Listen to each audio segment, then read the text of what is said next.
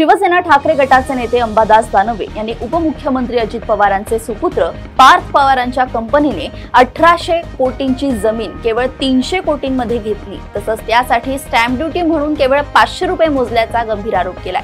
महत्त्वाचं म्हणजे पार्थ पवारांनी कोरेगाव पार्कात IT पार्क आणि डेटा सेंटर उभारण्याची तयारीही चालवली। या व्यवहारासाठी उद्योग संचालनालयाने 48 तासात स्टॅम्प ड्युटी ही माफ केली, तर केवळ 27 दिवसात हा व्यवहार झाला असं देखील म्हटलंय। मुख्यमंत्री देवेंद्र फडणवीस यांनी या आरोपांची गांभीर्याने दखल घेतली आहे। त्यांनी सखोल चौकशी करण्याचे आदेश दिले आहेत। कोपरगाव तालुक्यातील टाकळी शिवारात बुधवारी सायंकाळी 4 वर्षीय नंदिनी प्रेमदास चव्हाण या बालिकेचा बिबट्याच्या हल्ल्यात मृत्यू झालाय। या घटनेनंतर संतप्त ग्रामस्थांनी टाकळी फाटा परिसरात अहिल्यानगर मनमाड महामार्गावर काही तास रास्ता रोको करत वन विभागाच्या निष्काळजीपणाविरोधात तीव्र आंदोलन केले।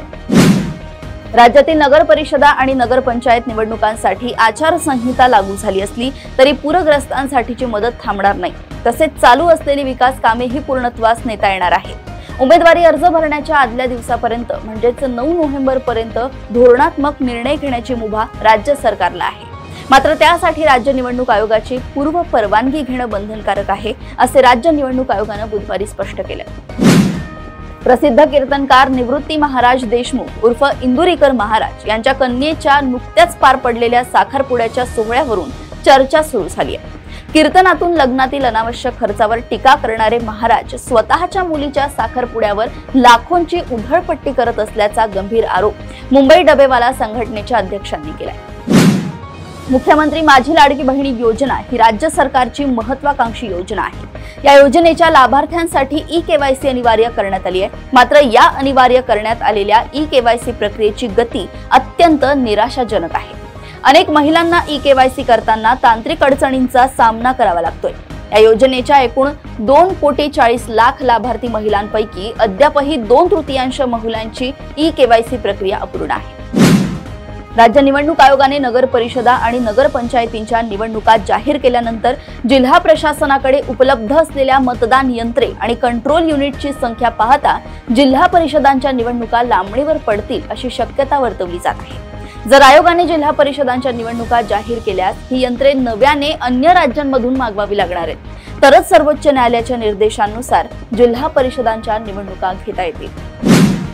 फलटण उपजिल्हा रुग्णालयातील डॉक्टर तरुणीच्या आत्महत्या प्रकरणाच्या तपासासाठी IPS तेजस्वी सातपुते यांच्या नेतृत्वाखाली SIT स्थापन करण्यात आली। त्यामध्ये आणखी 7 अधिकाऱ्यांची नियुक्ती करण्यात आली आहे।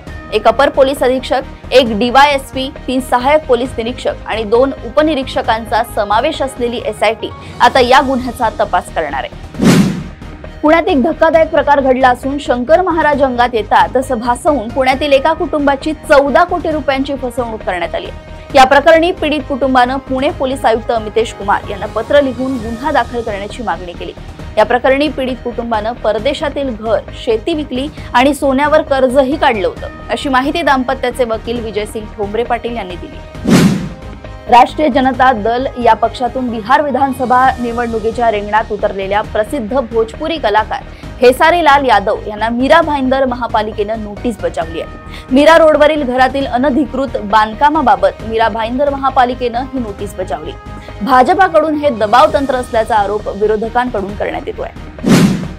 गडचिरोलीहून सिंधुदुर्ग जिल्ह्यातील खासगी वैद्यकीय महाविद्यालयात MBBS प्रवेशासाठी आलेल्या अनुसूचित जातीच्या विद्यार्थ्याला कॉलेज प्रशासनाने पूर्ण शुल्क भरण्याच्या नावाखाली प्रवेश नाकारून डांबून ठेवल्याची तक्रार विद्यार्थ्याने केली आहे। विद्यार्थ्याने याची तक्रार CET सेल, वैद्यकीय शिक्षण व संशोधन संचालनालय, महाराष्ट्र आरोग्य विज्ञान विद्यापीठाकडे केली आहे। दरम्यान संबंधित महाविद्यालयाने आरोप फेटाळले आहे।